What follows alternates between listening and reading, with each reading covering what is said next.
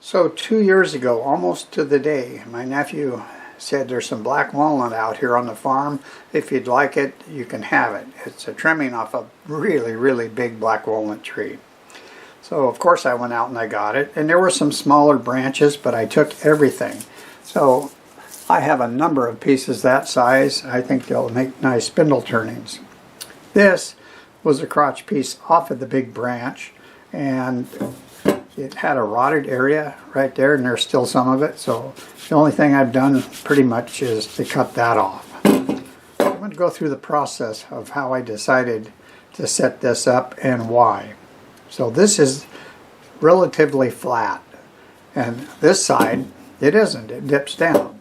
So I think that's going to look a lot better as the top. I found a place that I think is going to be a good center where it will cut these ends, but it's not going to cut there. If I wanted to cut to there, the piece is going to get really small. So we're going to have just a little natural area left there. So we're going to go over to the drill press. I'm going to make a flat spot here, put a hole in there for a worm screw, and I'll meet you back here at the lathe. I think I forgot to tell you, it's about 9 inches long across from point to point. It's from the points over here to over there is about 7, and it's about 5 inches thick. I'm going to put the tailstock against it. We're doing about 620 RPM. I'm going to go ahead and get a sharp 5/8 bowl gouge and my face shield on, and we'll get going. Okay, I think we're all set. In case you're wondering, it's got cold here again. It's 57 degrees. Yesterday was 90. Tomorrow's supposed to be 90 again.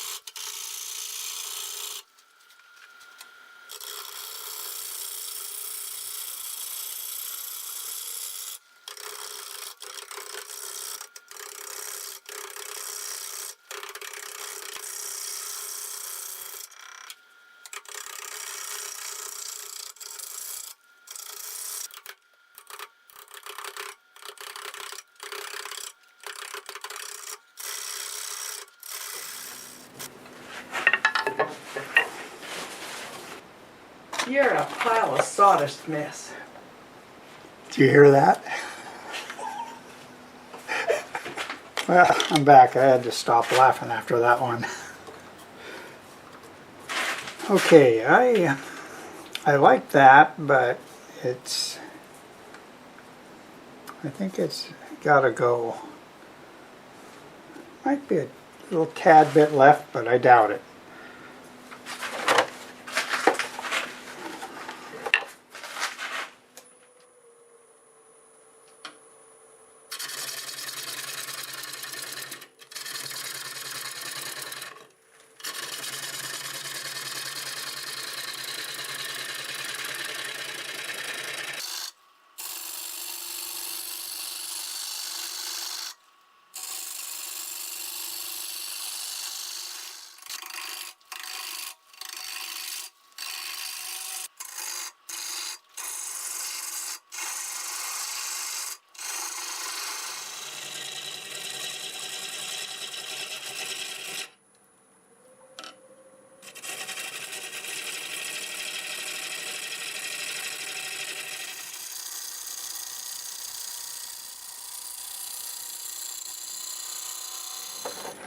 Well, it feels like it's warming up. I think I can take this sawdust catcher off now. Look at this. We got some really nice grain, some chatoyance. Look at this. It looks like a pair of eyes. There's the eyebrows. That's just way too cool. Yeah, if I stopped right now, this would be a winner. Cool.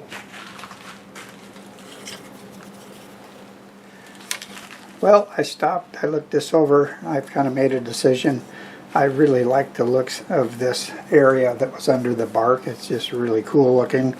I do need to put a little more shape right here, and that means I'll cut just a little bit more off, because that's almost straight up and down there.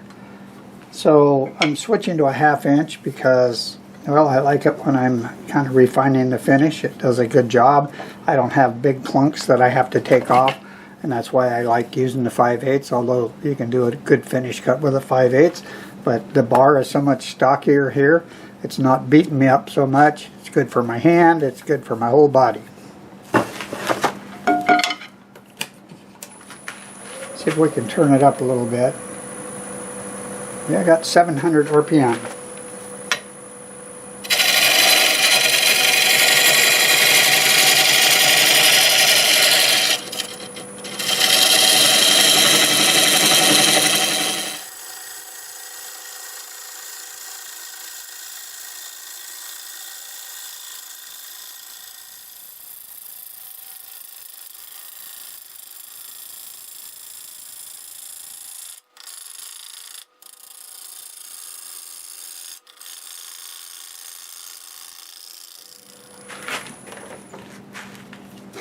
There we go.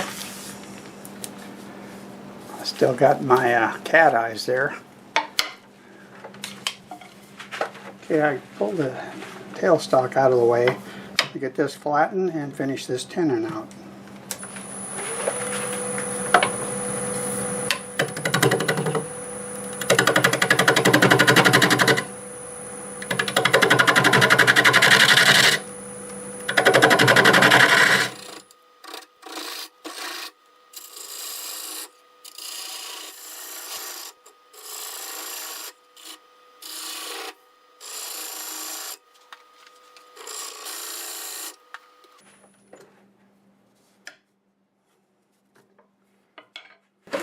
I got to get a little flat spot in here.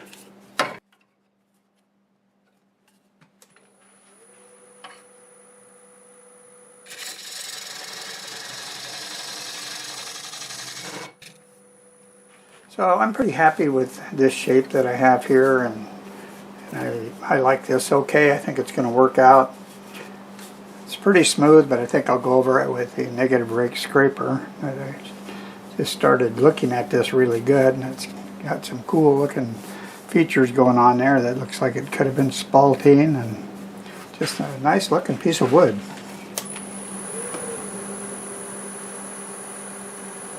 So we're about 650 RPM.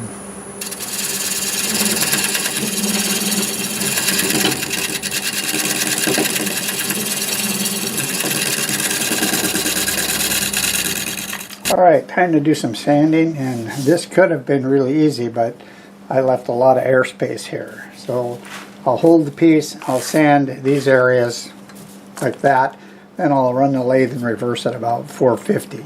I'll start with 80 grit and work my way up to 400, and I'll come back and get some finish on it. But first I need to start my dust collector and air filter.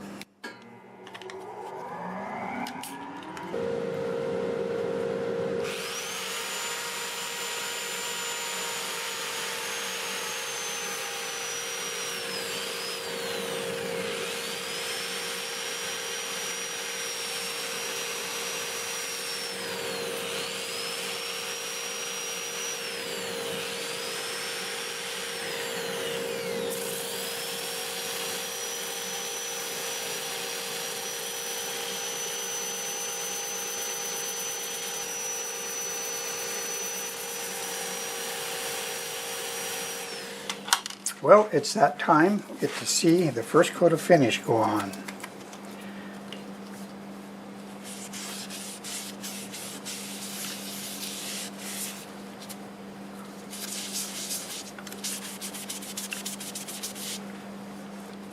Pretty interesting.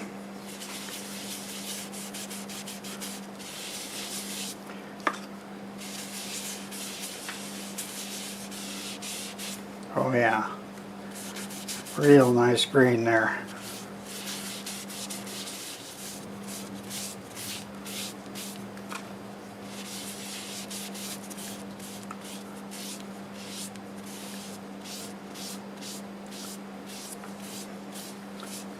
Well, that's all the way around.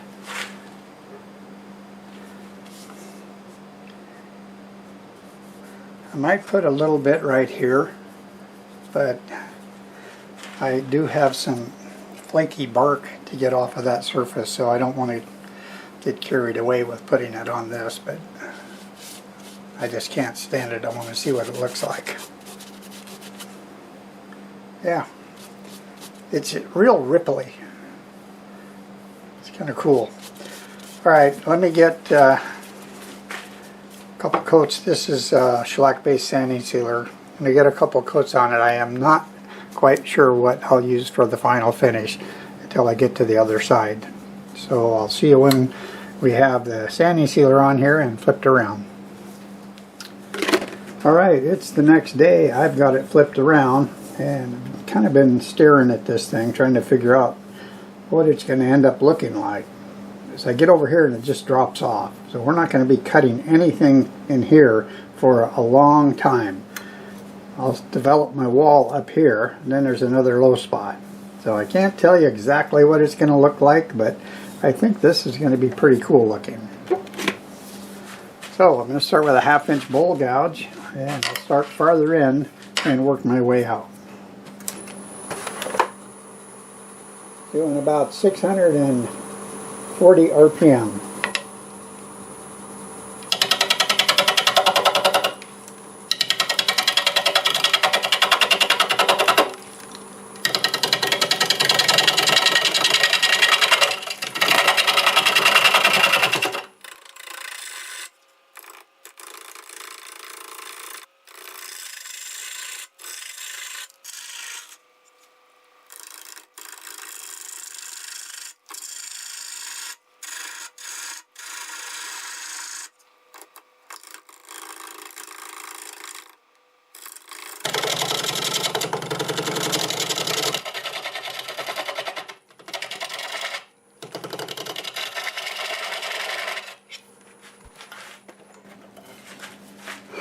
Okay, well, this is looking pretty cool. I think I will need to back the tailstock out of the way. Alright, it's going to give me a lot more room to be able to get in here now.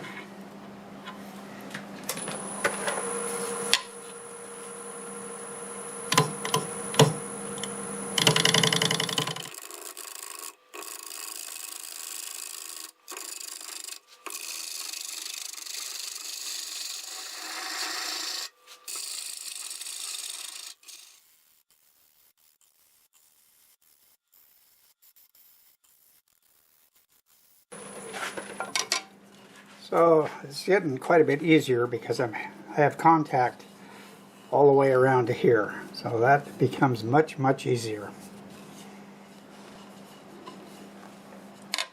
I make it a little steeper down here, and it'll get this edge closer to being parallel. And I think I might want to put some light on that.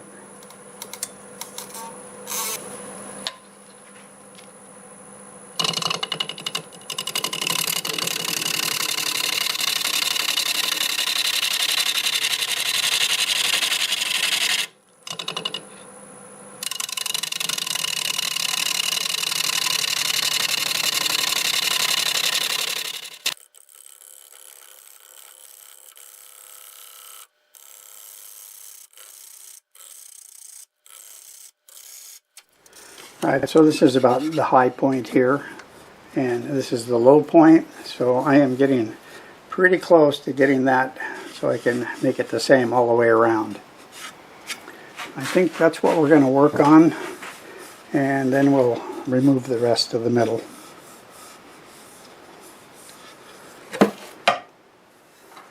And I think to spread in here I want to use the 5/8.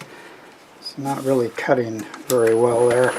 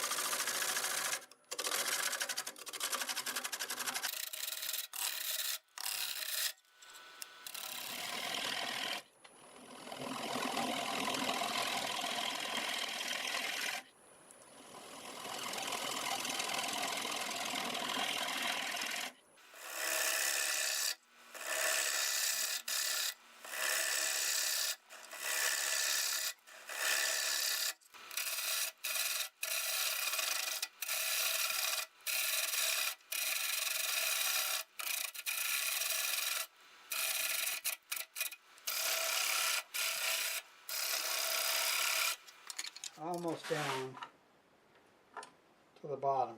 It's really close right here. So I'm going to remove this and then we'll clean that up, and I think we can call it good.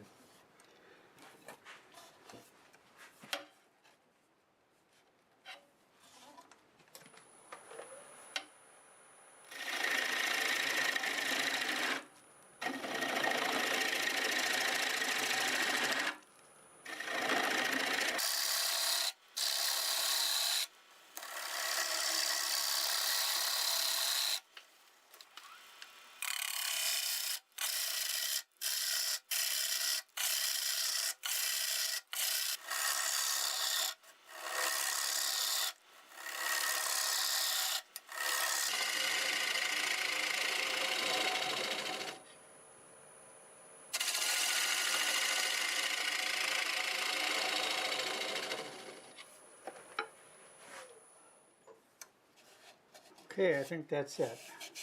I'm going to just go ahead and get set up for doing some sanding, and we'll do that.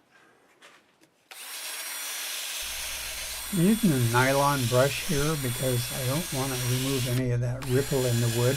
I just want to get that kind of a stringy bark off of there. And now I'm just sanding, holding the bowl in place. I'm starting with 80 grit. And once I get those ends, I'll go ahead and turn the lathe on and we'll sand it up all the way to 400, and we'll come back and get finishing on it.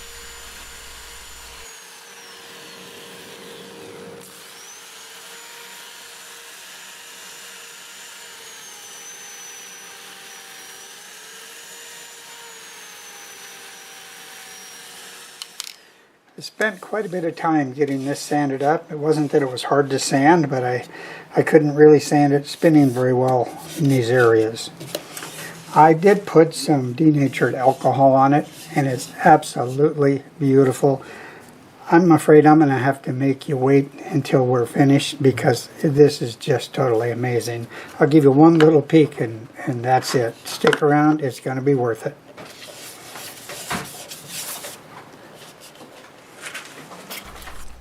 So I've got the piece up against the block with some padding in between.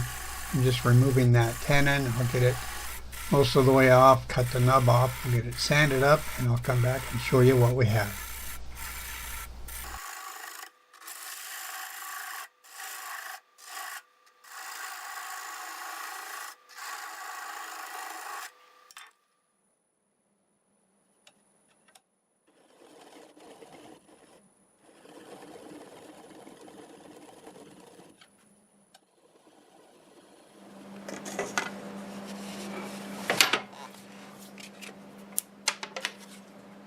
Well, here it is, and I really like how this turned out. It's got some beautiful, beautiful grain in it, and the colors are just amazing. Contrast between the heartwood and the sapwood here is pretty cool, and it's even got some spalting in there. And that's probably because the piece of wood was kind of going bad, because this is what I cut off of it, and I mentioned that at the beginning. I cut that piece off. But that's what helped make this piece what it is. And the fact that it was a small piece, we got a really wavy edge on it, which I like a lot. And where I set it up, I had to cut a long ways until I could get to have a bowl shape, and I was looking forward to that and very happy with how that turned out. It's 8 inches wide, it's 7 inches this way, 3 3/4 inches tall on all these points. This is 1 3/8 tall, but I think it's pretty cool. The bark had fallen off before I even got to it, and it left a very, very ripply edge here, which I think is just as cool as the bark on this one. I finished it with 2 coats of Zinsser Seal Coat and 2 coats of Zinsser Shellac for the finish. I think it turned out okay. I kind of called this the evil eye wood turning because while I was roughing it out, I noticed in the center of this pith and this one, it looked like an eye, and the lines that came off of it that's typical of on the pith looked like eyebrows, and it just kind of reminded me of the look I get from one of our cats when he walks up and sees me sitting in what he thinks is his computer chair, and he just kind of stares at me like, you gonna get up or what? Anyways, he's in the chair right now, as a matter of fact.